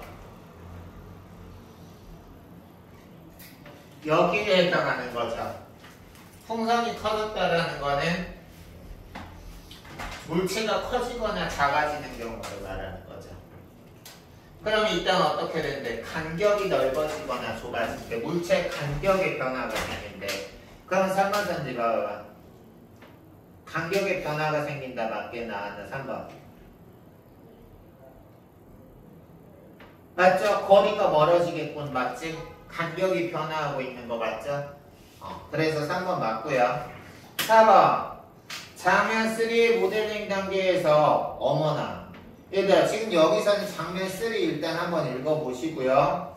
풍선의 모양은 커지지 않고 유지한 채 하늘로 올라간다라고 했는데 얘들아 정점을 이루고서는 삼각형이 작아져요. 밑줄 쳐봐. 거기에서 장면 3 모델링 단계에서 정점을 이루는 삼각형들이 작아질까? 크기가 작아지는 게 아니라 정점의 상대적인 위치가 변하는 거죠. 이 문단 한번 봐봐. 삼각형 자체가 달라지는 게 아니라 그 삼각형의 정점의 상대적인 위치가 바뀌는 거예요. 알겠나요? 얘도 알겠니? 그래서 여기서 지금 잘못된 겁니다. 그러면 다음 5번. 장면 3의 렌더링 단계에서 전체 화면에서 화소값에 부여되는 화소의 개수는 여기서 지금 장면 3의 렌더링 단계에서는 우리가 여기서 지금 보면 풍선의 모양은 커지지 않고 모양이 유지된다라고 했으니까 화소값은 정해져 있는 거죠. 알겠어? 다만 이제 이게 하늘로 올라가기 때문에 이걸 통해서 뭐냐, 그 삼각형의 그 모델링을 이루는 세 개의 꼭지점으로 이성되어 있는 점점의 상대적인 위치가 변화해서 이것을 이제 3D 입체 화면으로 보여주는 거지, 우리가 삼각형의 크기도 변하지 않고요, 5번처럼 화소의 개수도 변하지 않는 거죠. 됐어요? 따라서 정답 적절하지 않은 거 4번. 됐습니까? 오케이? 그러면 선생님이 시간을 잠깐 드릴 테니까 8페이지에서 10페이지까지 문제 아래쪽이나 왼쪽 오른쪽에 있는 빈칸 채우기 한번 해보십시오.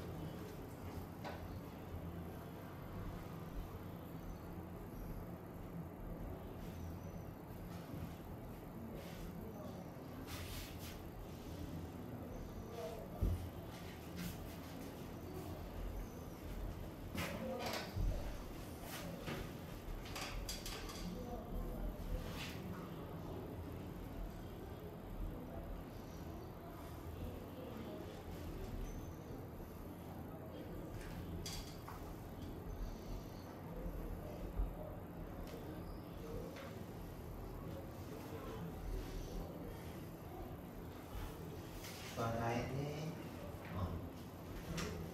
지원이랑 재현의 거의 됐어요. 재현가 좀 속도가 늦구나. 괜찮아.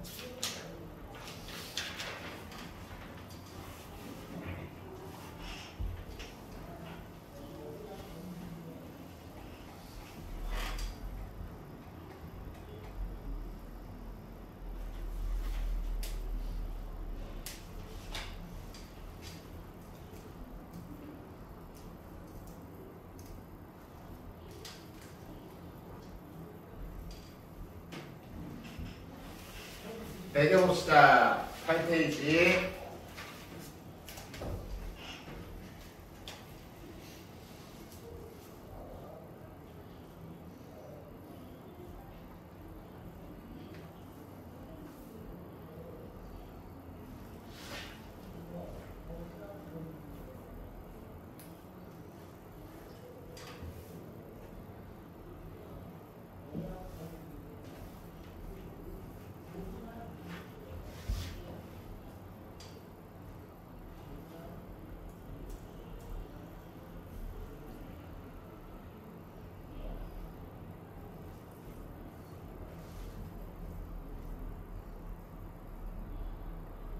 내려도 됩니까?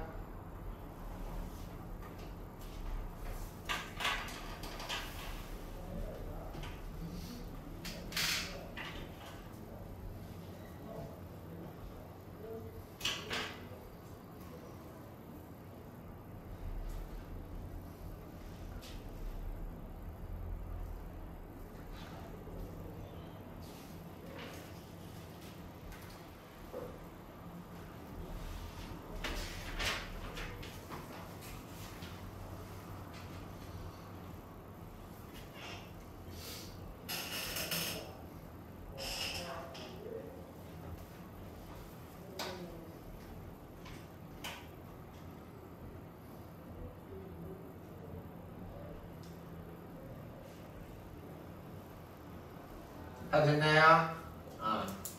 고생했습니다. 그러면 이제 우리 오늘 비문학 수업은 여기까지 하고요. 문학으로 넘어가도록 하겠습니다. 소재 40쪽인가? 아니 40쪽이 됐다. 맞나?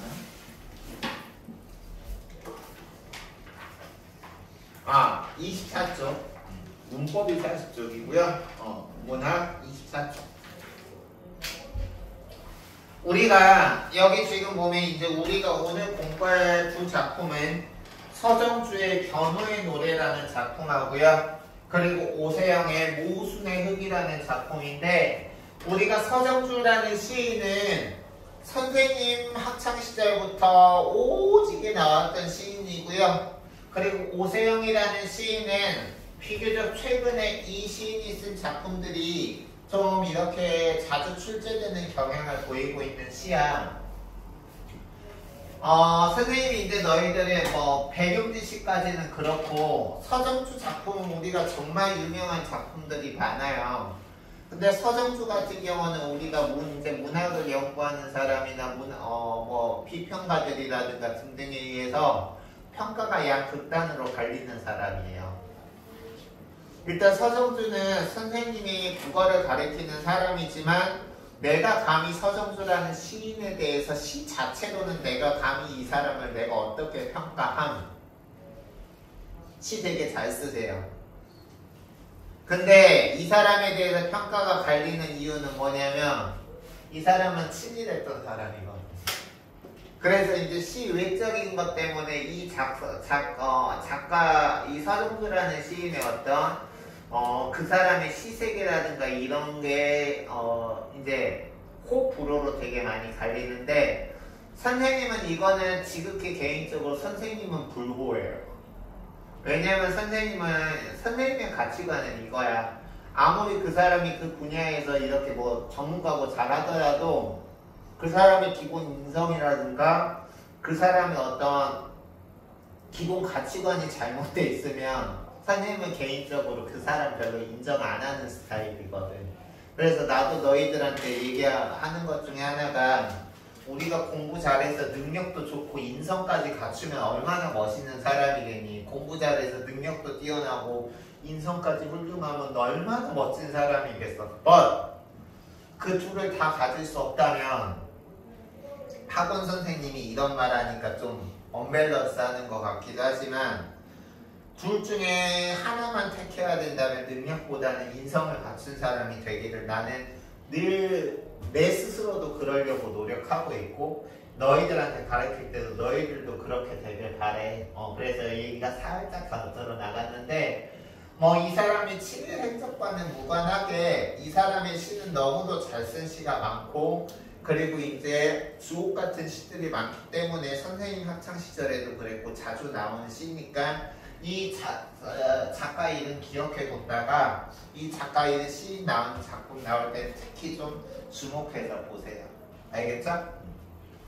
물론 이 작품도 중요하고.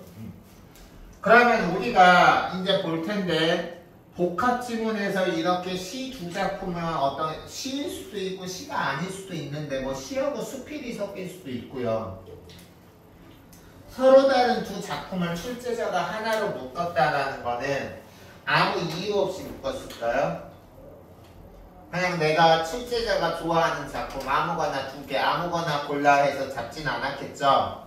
공통점이 있어서 그래요. 그게 이제 어떤 표현상의 공통점일 수도 있고 주제상의 공통점일 수도 있는데 이 작품 같은 경우는 표현상의 공통점이 일단 있습니다. 첫 번째, 역설법을 사용했어요. 여기 역설법 자세히 설명하겠지만 여기 역설법 그리고 이제 25페이지 오세영의 모순의 흙 보면 역시 첫 번째 연에 역설법이 나와 있습니다. 알겠어? 설명할 테니까 걱정하지 말고요. 그리고 이제 우리가 이 두 작품은 공통적으로 운율을 형성하는 방식에 있어서 유사한 어휘라든가 유사한 시어 혹은 유사한 문장 구조를 반복했다는 특징이 있다는 거 머리에 잘 기억을 해두면서 각 작품 설명을 집중해서 들어보도록 합시다.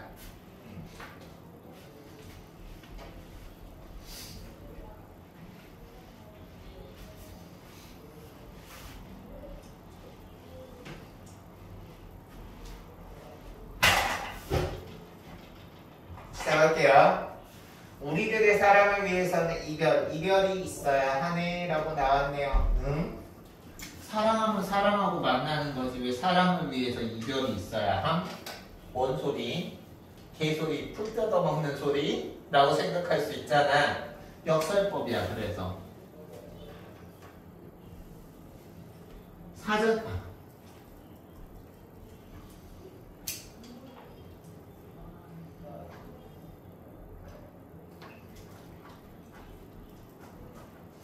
사전적 의미로는 함께할 수 없어. 모순이야. 근데 그 안에 어떤 진리가 있죠. 그러니까 우리가 어떤 두 사람이 진짜 가까워지려면 맨날 24시간 내내 붙어있으면 항상 그 마음이 똑같을까? 나중엔 좀 지루해지지 않을까? 그래서 우리가 이별을 정말 진하게 이별해보고 다시 만나면 우리가 그 사랑의 상대, 꼭 이 사랑이라는 게 꼭 무슨 이성 간의 사랑만을 가리키지는 않지만 일단 우리가 여기서 이성 간의 사랑이라는 전제하에 너희들이 이해하기 쉽게 설명을 하면 너희들도 이성에 관심 가진 나일 거 아니야. 그럴 때 우리가 좋아하는 남자친구나 여자친구랑 24시간 내내 붙어있다고 생각해봐. 처음에는 좋겠지. 근데 나중에도 좋을까? 아니, 별로 안 좋아. 맨날 붙어있으면. 그래서 우리가 사랑을 위해서는, 참된 사랑을 위해서는 이별의 과정을 거쳐야 되는 거야. 그리고 이 이별이라는 것이 이연에서도 나오겠지만 진정한 사랑을 위한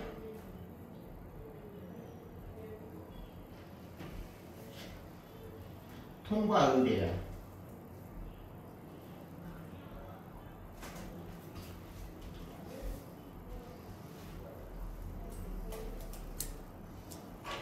그래서 여기 보면 진정한 사랑을 위해서는 이별이 있어야 한다라고 해서 사랑하고 이별이 같이 있을 수가 없는 어휘인데 이걸 같이 함으로써 역설법으로 지금 이 글의 주제를 말을 하고 있고 여기서 우리는 견우와 직녀를 가리킨다. 그리고 지금 이 시에서 시적 화자는 견우고 시적 대상은 직녀인데요. 그게 어디에 나와 있냐면요.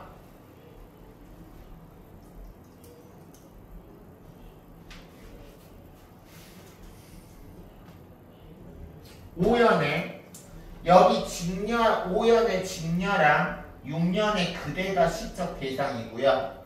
이 직녀와 그대를 지금 시적 대상을 그리워하고 있는 오연의 나, 견우가 바로 시적 화장입니다.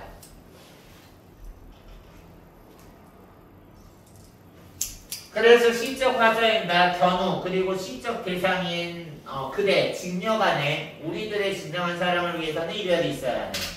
이어 높았다 낮았다 출렁이는 물살과 물살 돌아가는 바람만이 있어야 하네. 여기서 물살과 바람 별표 이 둘은 다 공통적으로 함축가는 의미가 같아요. 밑줄 별표 100만 개.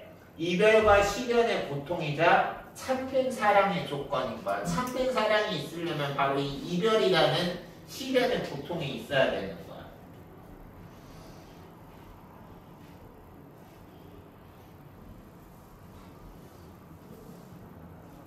이해가요?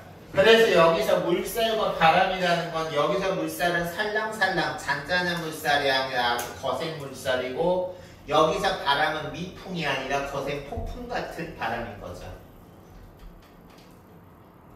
그래서 있어야 하네 라고 하면서 1년과 2년에서 말하는 사랑과 이별을 우리가 변주한다라는 거는 뭐냐면 3년과 4년에서 1년과 2년에서 말하는 사랑과 이별을 3년과 4년에서는 지금 그리움과 은합물로 변주하고 있는데 변주라는 거는 동일한 대상을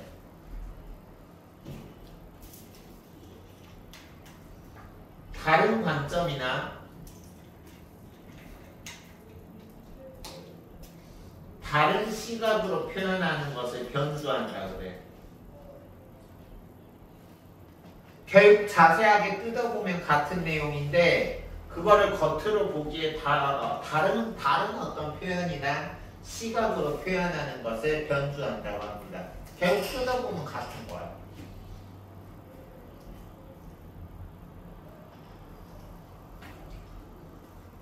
그래서 보시면 개인적으로 그래서 이 변주라는 거는 우리가 영화에서 자주 사용되는데 혹시 이번 추석 연휴 때 나 영화 본 친구 있다 손 영화 뭐 봤어요? 내가 제일 싫어하는 게 저의 영화 재밌었어요? 그냥 그랬어? 혹시 원 배틀 애프터 원하더나 어쩔 수가 없다 본 친구 있어요? 아, 그 원 배틀 애프터 원하던 친구생가? 아니야? 왜 그 얘기를 하냐면 우리가 그 두 작품에서 변주가 되게 많이 나왔는데 예를 들어서 어쩔 수가 없다라는 박찬욱 감독 영화는 똑같이 이제 그 해고와 어떤 사회 구조적인 어떤 실직의 문제를 다룰 도널드 웨스트브레이크가 쓴 더 X 이제 제목이 더 X야. 우리말로는 도끼가 제목이야.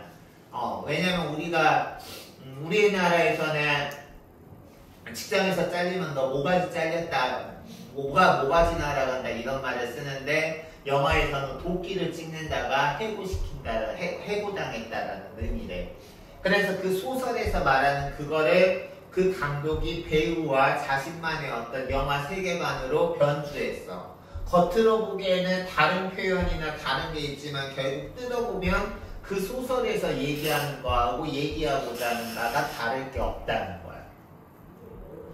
알겠어요? 그런 게 변주야. 그래서 여기서도 지금 보면 사랑과 이별을 그리움과 은합물에 지금 여기서 얘기하고 있는데 사랑을 위해서 진정한 그리움이 있으려면 사랑을 위해서는 이별이 있어야 하듯이 그리움을 위해서는 은합물이 있어야 돼. 왜? 우리가 견우와 직녀는 그 견우와 직녀서를 알지만 1년에 7월 7일 딱 하루밖에 못 만나잖아. 그래 안 그래? 근데 그 만나게 해주는 매개체가 뭐예요? 제비들이 다리 이어주는 그 제비 다리잖아. 은합물. 그래 안 그래? 그렇기 때문에 이 은합물은 만남을 이어주는 매개물이지만 또 동시에 1년 365일 중에 7월 7일 하루를 제외한 364일은 헤어지고 이별하게 만드는 매개체가 바로 이 은합물인 거야. 왜? 7월 7일에 제비다리 이어지고 나서 그 제비들 흩어지면 다시 견우와 직녀 떠나야 됩니다. 알겠어? 그래서 여기서는 지금 보면 그리움을 위해서는 은하물이 있어야 된다라는 거는 은하물은 장애물인 동시에 만남을 이어주는 매개물이다. 서로 상반될 때 보이는 역할을 동시에 하고 있는 게 바로 이 은하물입니다.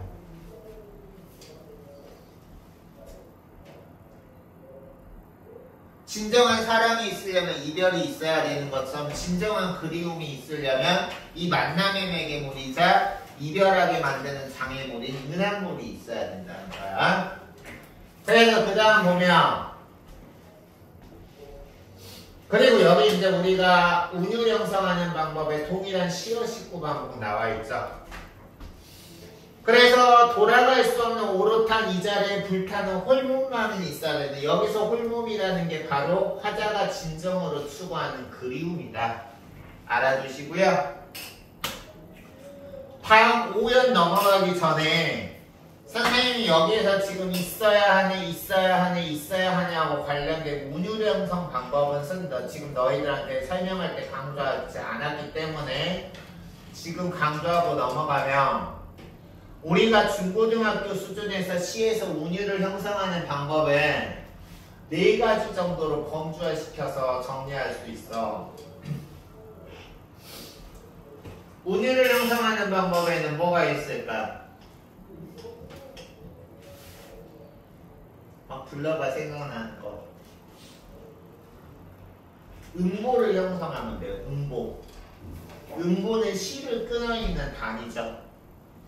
먼 날 한 번, 당신이 한 번, 찾으시면 한 번, 상음보.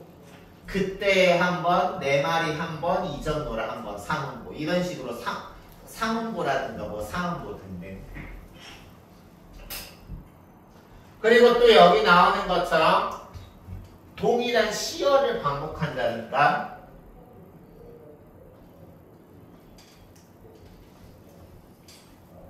선생님이 개인적으로 제일 좋아하는 걸그룹 노래를 한번 가사를 읊어볼게요. 추억이 이리 많을까? 넌 대체 뭐 할까? 난 아직도 이래 혹시 돌아올까봐. 나 원래 이런 애 아닌데 이런 적 없는데 사랑 너무도 좋게 아직도 못 끝내나봐. 너무도 달콤한 이 가슴이 이제와 나 혼자 밥을 먹고 나 혼자 노래하고 나 혼자 영화 보고 이렇게 매일 울고 불고. 무슨 노래인지 몰라요? 불러줘요? 나 혼자 밥을 먹고 나 혼자 노래하고 몰라요?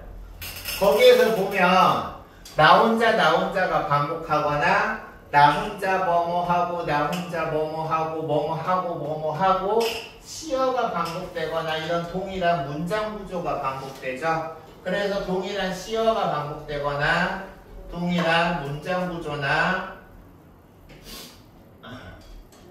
통사 구조를 반복하는 방법이 있고요.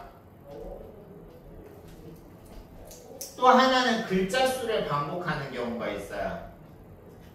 아까 선생님이 김소월의 먼 후일이라는 시를 읊어줬는데 먼 날 당신이 찾으시면 셋셋넷 그때 내 말이 잊었노라 셋셋넷 이런 식으로 334 이런 식으로 알겠어요? 그래서 일반적으로 이 4가지 정도에서 우리가 범주화 시킬 수 있는데 이 작품에서는 동일한 시어나 시구를 반복했다라는 거 알아두십시오. 알겠습니까? 그럼 다음 보겠습니다. 5연 직녀요. 지금 화자인 내가 시적 대상의 이름을 직접 부르고 있죠. 직녀요. 여기서 지금 여기는 현실의 공간이야.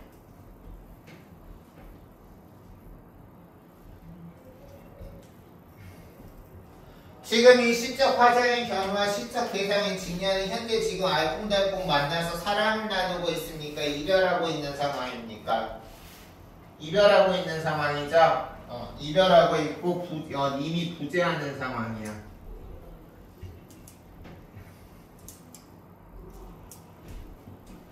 여기 번쩍이는 모래밭에 돋아나는 풀싹을 나는 새이고 내가 지금 있는 공간은 모래밭이라는 공간이고요. 시적 대상이 그대가 있는 공간은 구름이라는 공간이에요. 그래서 여기서 지금 화자인 내가 있는 공간은 모래밭이고 시적 대상인 직녀인 그대가 있는 공간은 구름입니다.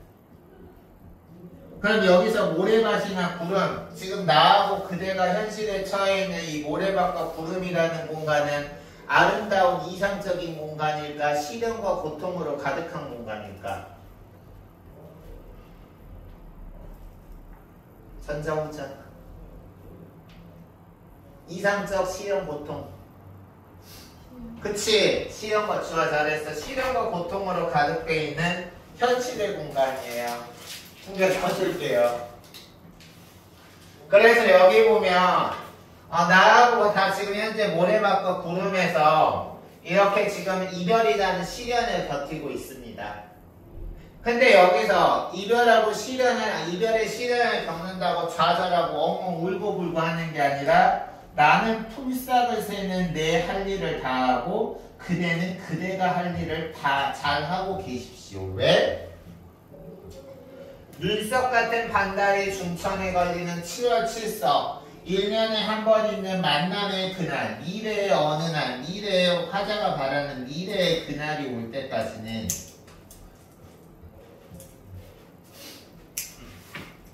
미래의 그날이 올 때까지는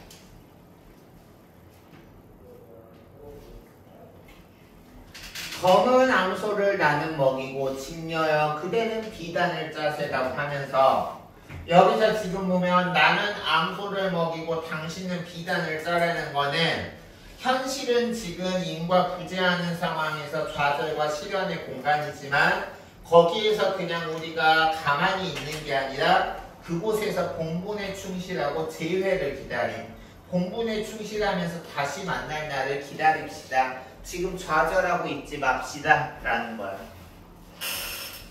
알겠습니까? 됐어요? 그러면 여기까지 됐다면 우리 이제 그 다음 오세영의 모순의 흙이라는 작품 보도록 하겠습니다. 이 작품 같은 경우는 유추라는 설명 방법을 사용하고 있어. 이 작품은 유추라는 설명 방법을 사용하고 있는데 혹시 지금까지 중3 때 나오는 학교 시험 범위 중에 하나인데 논증 방법에 대해서 설명하는 단원이 학교별로 분명히 있거든. 교과서는 다르지만 어느 단원에는 3학년 때 반드시 이 논증 방법에 대해서 공부하는 단원이 나와요. 무슨 연역추론, 귀납추론, 유비추론 이런 거 공부하는 단원. 혹시 이미 학교에서 교과서로 논증 방법 공부한 학교 있나요? 연역추론, 유비추론, 귀납추론.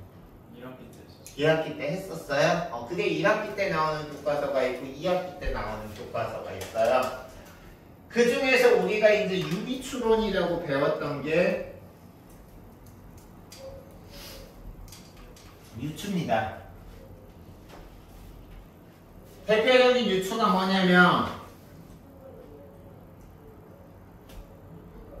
철수 잘못된 유추 이해 하나 들어볼게. 철수는 남학생인데 공부를 잘한다. 영수는 남학생이다. 그럼 어떤 유비추론이 가능할까?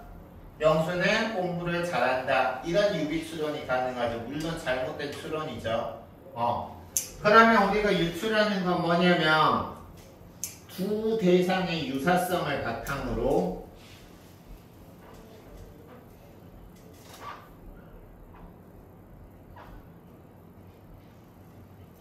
다른 성질도 유사하다고 추론하는 것. 그래서 우리가 유추는 정확도, 그 추론의 정확도가 상대적으로 높지 않아요. 틀릴 가능성이 높아요. 알겠어?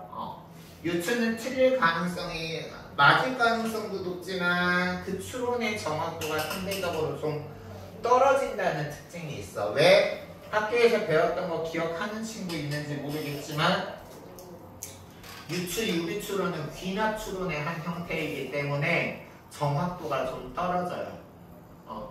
그럼 이제 보겠습니다. 여기서는 그러면 어떤 두 대상을 유추하고 있냐면 그릇과 인간을 유추하고 있어. 그릇과 인간.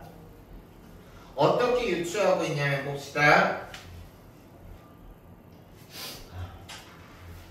흙이 되기 위해서 흙으로 빚어진 그릇이래. 뭔가 이상하지 않니? 흙이 되기 위해서 흙으로 빚어진 그릇? 우리가 그릇은 흙으로 만들어져서 깨지면 흙이 돼버리지. 근데 인간도 어때? 인간 흙으로 태어났잖아. 아니 흙으로 만들어졌잖아. 근데 우리 살면서 좋은 고등학교, 좋은 대학교, 좋은 직장, 많은 수입, 안정적인 직장, 잘 먹고 잘 살려고 쎄 빠지게 노력하고도 끊임없는 경쟁하잖아. 근데 우리 언제 죽을지 알아? 너희들은 너희들 각자 언제 죽을지 알아요? 모르죠. 나도 몰라요. 극단적으로 말하면 선생님이 수업하다가 갑자기 쓰러져서 저 세상 갈 수도 있어요. 극단 희박한 확률이지만. 그래서 항상 살아있음에 감사해야 되는 건데 유추가 뭐냐? 그릇이 흙으로 빚어졌지만 깨지면 한줌에 흙으로 돌아가는 것처럼 인간도 살아가는 동안 출세하려고. 그리고 이제 개인적으로 선생님의 예를 들자면 선생님은 운동에 되게 진심이야. 운동에 되게 진심이야. 그래서 막 이제 하는데 운동 진심으로 해서 좋은 체격 가져봤자 죽으면 똑같이 흙 아니야? 그치? 그렇잖아. 되게 이제 허무해 보이잖아. 그런 어떤 유사성을 가지고 있어요. 그래서 여기 보면 흙으로 빚어진 듯 깨져서 다시 흙으로 돌아가는 그릇의 속성이 인간과 비슷한 거야. 흙으로 만들어진 뒤에 한평생 살지만 죽고 나면 결국 흙이야. 사는 동안 아무리 많은 재산이 있어도 죽으면 흙으로 돌아가지 그 재산 자기 못 가져가. 알겠어요? 그래서 여기서는 지금 보면 흙이 되기 위해서 흙으로 빚어졌다라는 거는 결국 원래대로 돌아가기 위해서 만들어졌다라고 해서 이게 역설법인 거죠. 그리고 흙이 되기 위해서 흙으로 빚어진 그릇은 지금 화면상 다 안 나오지만 마지막 면에 흙이 되기 위해서 흙으로 빚어진 모순의 그릇에서 유사한 구조, 거의 동일한 유사한 어떤 연을 반복함으로써 첫 연, 머리수, 첫 연과 꼬리비 마지막 연을 동일하거나 유사하게 표현함으로써 구조적 안정감을 형성한다. 알아주세요. 그래서 그래 언젠가 접시는 깨진다. 인간도 남보다 한 푼이라도 더 벌고 안 뺏기려고 아둥바둥 노력하지만 언젠가 인간도 죽는다. 권력과 재물에 취해서 국가, 나라, 국민한테 피해를 입히고 재산을 아무리 축적해봤자 죽으면 소용없다. 사는 동안 올바르게 살자. 이 소린 거죠. 그리고 여기 지금 보면 뭐뭐 는다. 현재형 종결어미를 반복하고 있죠.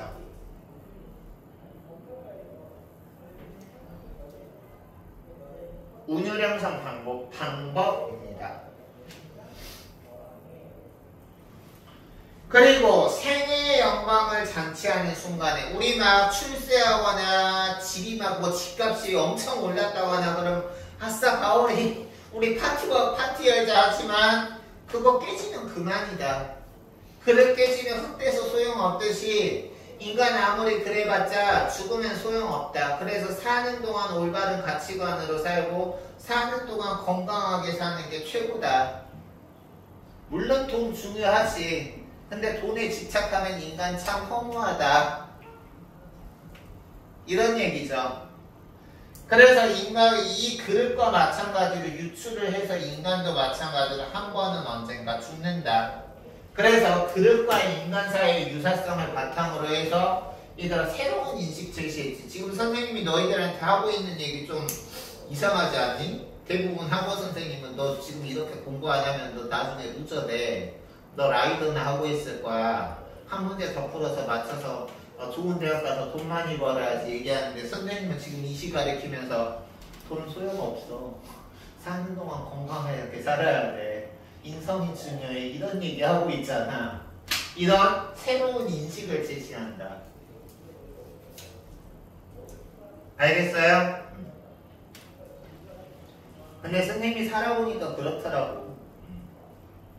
돈 많은 건 좋지. 근데 돈이 전부가 아니야. 됐죠? 물로 불로 반죽되고 불에 그슬려서 우리가 뭔가 인간도 성장하고 성숙하려면 시련이나 고통이 있어야 돼요. 시련이나 고통을 한번 되토록 겪어보고 그리고 인생에서 바닥도 한번 찍어봐야 인간이 내적으로 성숙하거든. 그럼 어떤 친구들은 그래요. 시련이나 고통 안 겪어도 성숙할 수 있지 않을까요? 너희들이 한번 살아봐 되나? 그래서 여기 보면 새로운 탄생을 위해서는 우리가 그릇 같은 경우도 정화와 시련이 있어야 하듯이 여기서 그릇이 물로 반죽되고 불로 그슬되는 거랑 인간이 한 번쯤 물에 젖고 불에 타는 게 유사성인 거죠.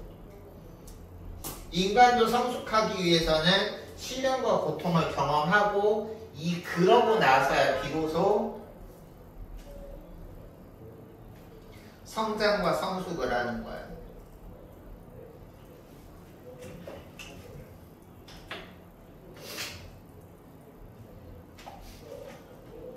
됐죠?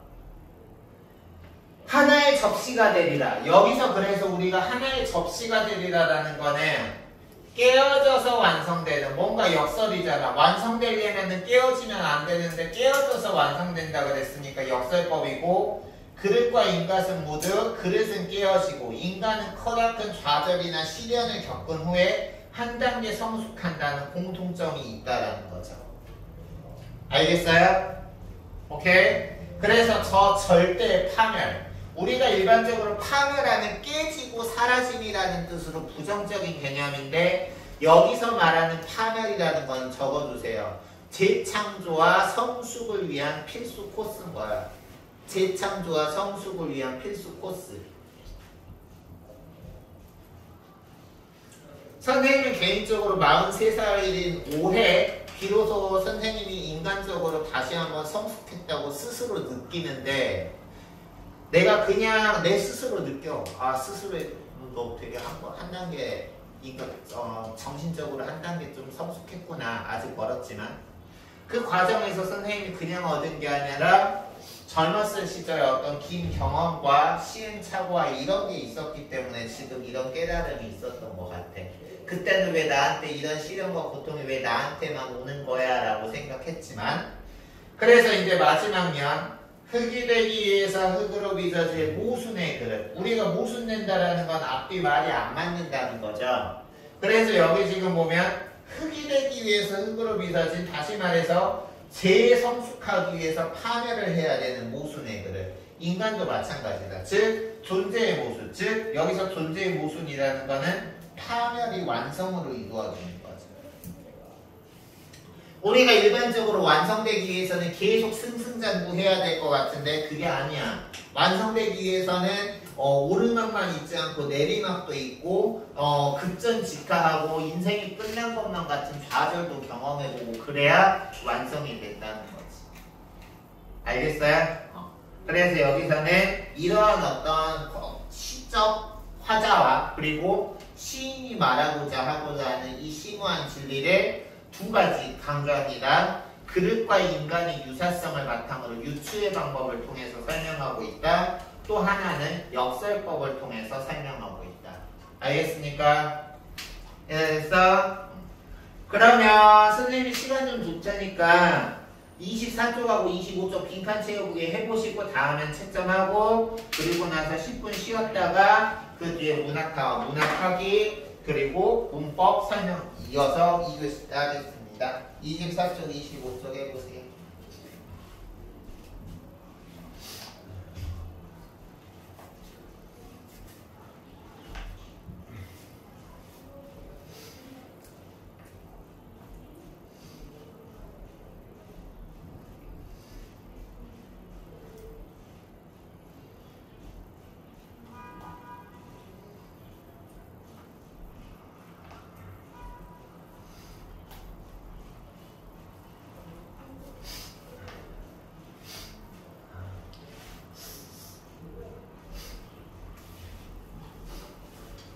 에어컨 잠시 꺼도 될까? 이따 더우면 다시 켜줄게.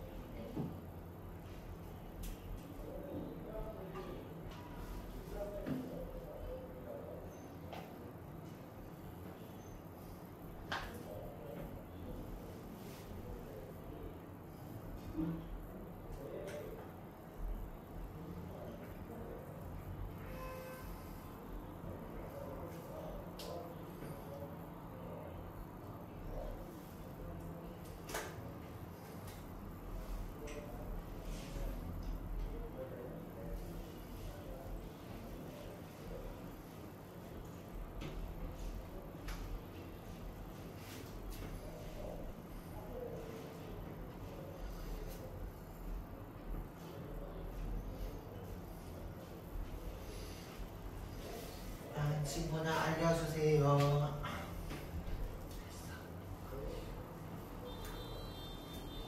다른 친구 다 아는 동안 한번 뒤에 문제 시간 되는 대로 풀어볼까?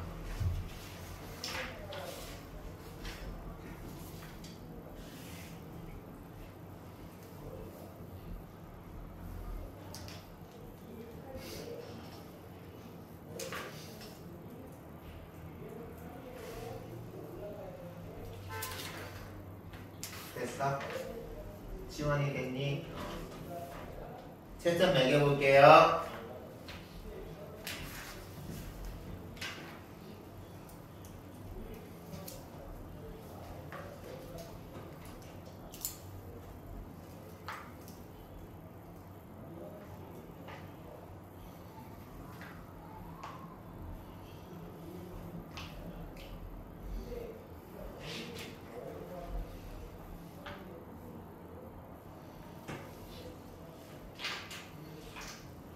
완전히 내립니다.